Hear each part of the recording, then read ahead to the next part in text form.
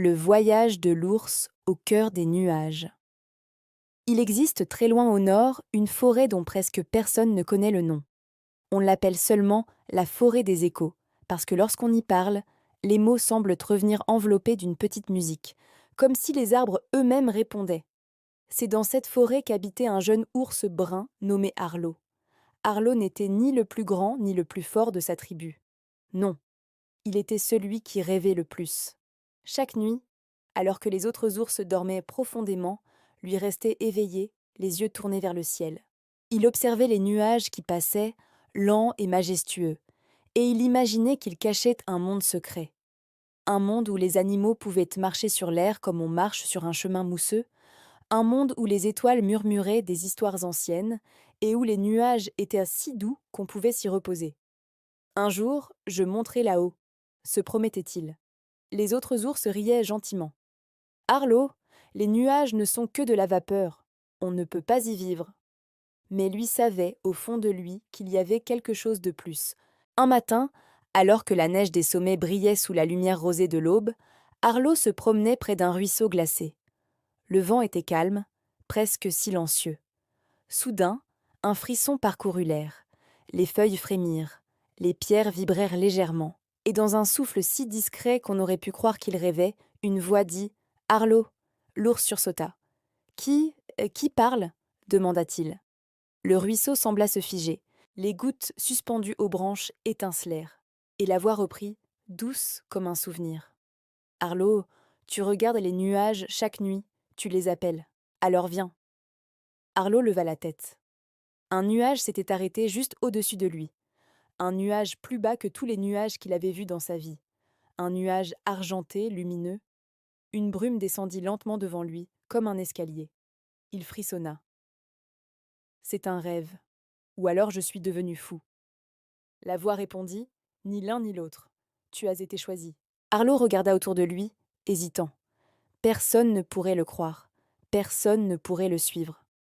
Mais son cœur battait comme lorsqu'il était petit et que sa mère lui racontait des histoires de mondes cachés. Il s'avança, posant sa patte sur la brume. Elle se solidifia sous son poids, légère mais ferme comme un coussin. Alors il monta. Une marche, puis une autre, puis encore une. Et soudain, le sol disparut sous lui. La forêt devint petite, minuscule, comme un tapis vert. Le vent siffla doucement à ses oreilles, et le nuage le porta. Lorsqu'il arriva au sommet, Arlo n'en croyait pas ses yeux. Il se trouvait dans un endroit à la fois familier et impossible. Un monde entièrement fait de nuages. Des nuages ponts, des nuages maisons, des nuages collines. Et au centre, des animaux de toutes sortes. Des cerfs qui marchaient sur des filaments d'eau. Des renards dont les queues semblaient faites de brouillard.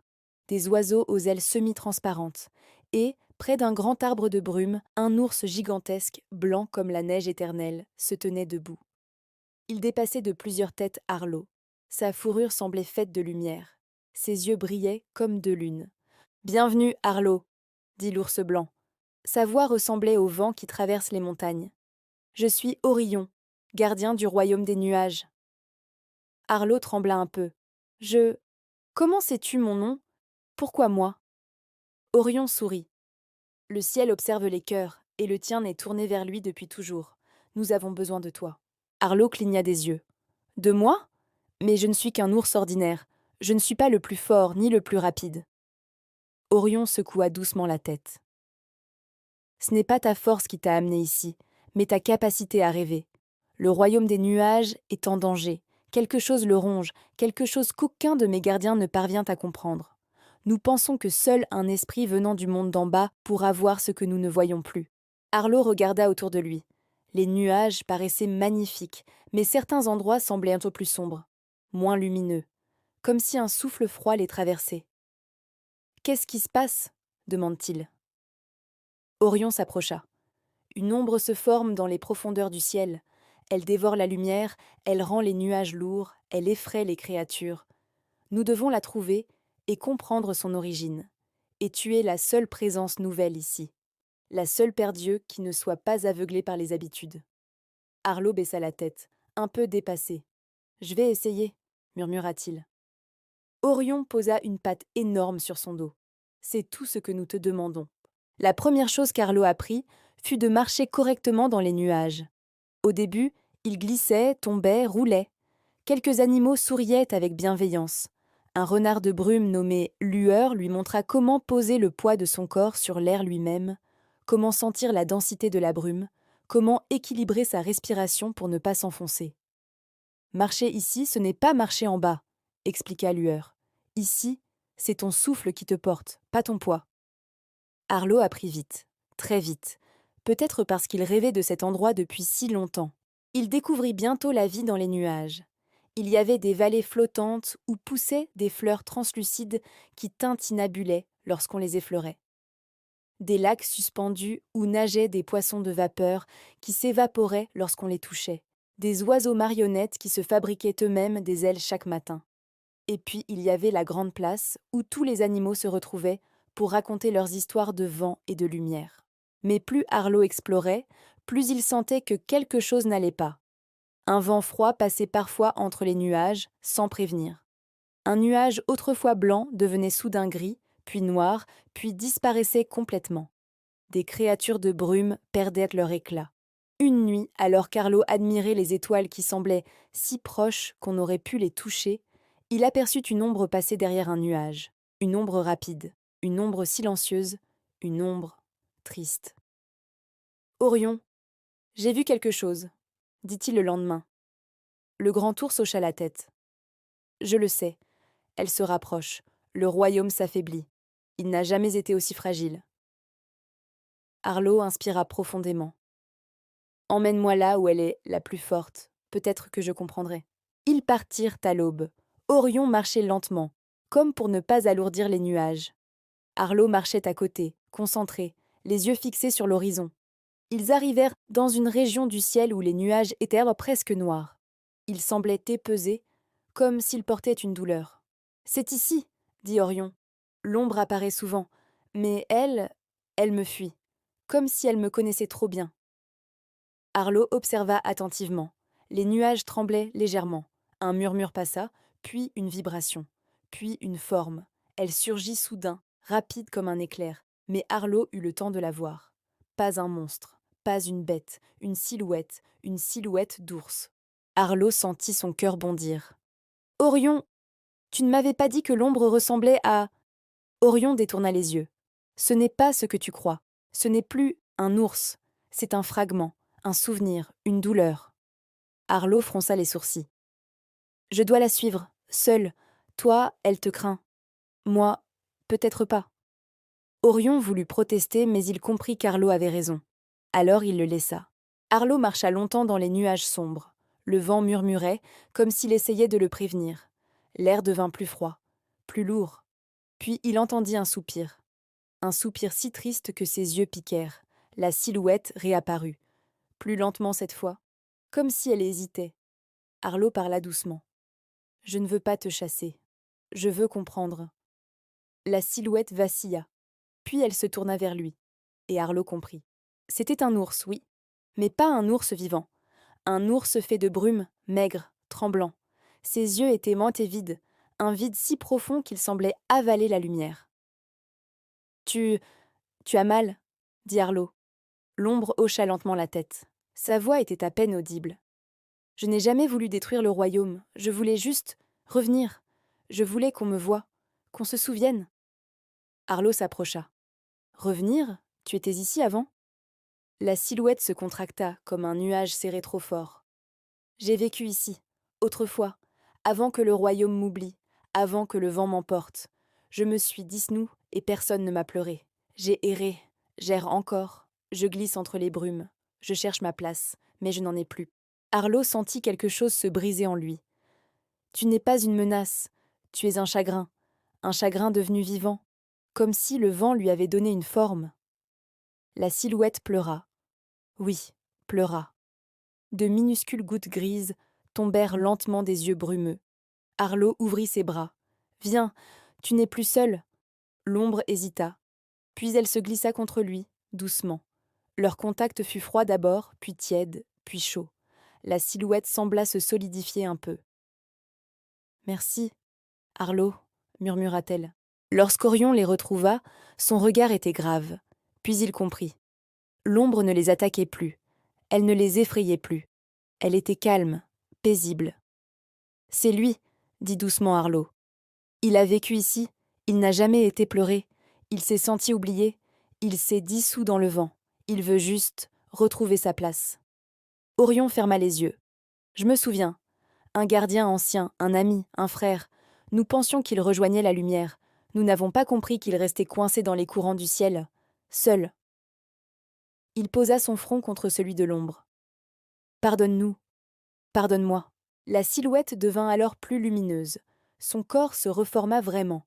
Pas complètement, mais suffisamment pour qu'on comprenne qu'il n'était plus une ombre. « Je veux rentrer, » dit-elle. Orion hocha la tête. « Ton royaume est ici. Il l'a toujours été. » Ensemble, ils ramenèrent Liziar-Mer, l'ancien gardien, au cœur du royaume des nuages. Lorsqu'il entra sur la grande place, les animaux se turent. Puis, un à un, ils s'approchèrent. Certains posèrent des lairs leur front contre lui. D'autres déposèrent des pétales de brume. D'autres encore murmurèrent des chants de vent. Le gardien pleura encore, mais cette fois, c'étaient des larmes de lumière. Le royaume changea ce jour-là. Les nuages redevinrent plus blancs. Les vallées brillèrent davantage. Le vent cessa d'être froid. Mais surtout, les habitants comprirent quelque chose. Même un royaume fait de lumière peut oublier un cœur. Et Arlo fut celui qui leur rappela qu'un chagrin invisible peut devenir une ombre immense. Les jours passèrent. Arlo apprit encore beaucoup, à lire les courants du vent, à écouter les souvenirs qui dorment dans les brumes, à reconnaître la voix des étoiles. Orion l'accompagnait souvent. « Tu vois, Arlo, disait-il, le ciel n'est pas fait seulement de vapeur et de lumière, il est fait de ce que les êtres laisseront derrière eux, les rêves, les joies, les regrets. Tout cela flotte ici. Tu es l'un des rares à pouvoir le sentir. » Arlo souriait timidement. « Je ne fais qu'écouter. » Orion disait alors, « Et c'est pour cela que tu comprends. » Un matin, le gardien ancien, celui qui avait été l'ombre, vint parler à Arlo. Il avait retrouvé presque toute sa forme. Sa voix était plus douce. « Arlo, tu m'as offert une seconde existence. Je voudrais t'offrir quelque chose en retour. » Il leva sa patte. Une petite sphère de lumière en sortit. « Ceci est un éclat de souvenir. Tant que tu l'auras, le royaume des nuages ne pourra jamais t'oublier et tu pourras y revenir, même depuis le monde d'en bas. Mais fais attention, ce genre de lumière doit être porté avec bonté. » Arlo accepta les yeux brillants. « Merci, je le garderai toujours près de moi. » Mais bientôt, Orion invita Arlo à marcher avec lui au bord d'un grand promontoire brumeux. « Arlo, le moment est venu. Tu dois rentrer chez toi. » L'ours brun sentit un pincement dans sa poitrine. « Déjà ? Mais j'ai encore tant à découvrir. » Orion rit doucement. « Le ciel est vaste, oui, mais la forêt t'attend. Ton monde a besoin de toi. Tu as appris ici ce que même certains gardiens ignorent. Tu dois partager cela. Et puis, le royaume des nuages n'est pas un lieu où l'on vit pour toujours. On y passe pour comprendre, puis on redescend pour grandir. » Arlo regarda longuement les nuages. La grande place, les créatures de brume, les lacs suspendus, les montagnes légères. Il serra l'éclat de souvenir entre ses pattes. « Je reviendrai, n'est-ce pas ?» Orion posa son front contre le sien. « Toujours. Le ciel ne ferme jamais ses portes à ceux qui l'aiment. » Alors un nuage escalier se forma. Arlo descendit lentement. Le vent devint plus frais. Le monde solide apparut. Les arbres, les pierres, le ruisseau. Lorsqu'il posa sa patte sur la mousse, il sentit un choc doux dans sa poitrine. « Je suis rentré. » La forêt semblait différente, plus vivante.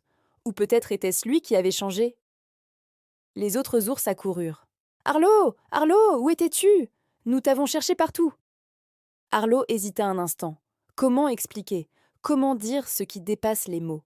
Pourtant, lorsqu'il parla, tout devint simple. « Là-haut, j'ai appris que les nuages ont une mémoire, que le vent porte les regrets, que même les ombres peuvent être guéries, et que tout ce qu'on laisse derrière nous continue d'exister, d'une manière ou d'une autre. » Les ours le regardaient, bouche bée.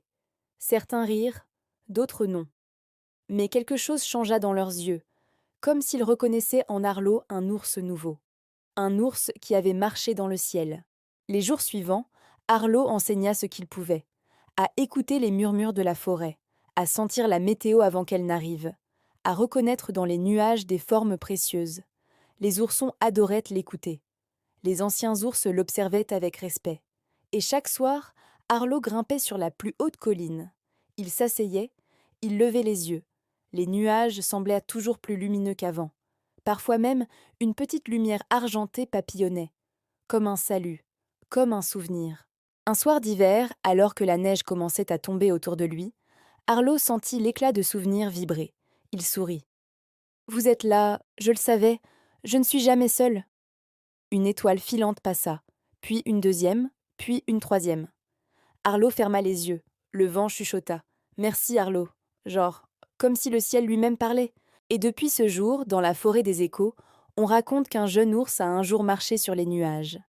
Et que parfois, lorsqu'il lève la patte, une petite lumière argentée répond depuis le ciel. Parce que certains voyages ne s'arrêtent jamais vraiment. Ils changent seulement de forme. Et parce que certains ours ont un cœur assez grand pour entendre les rêves du vent.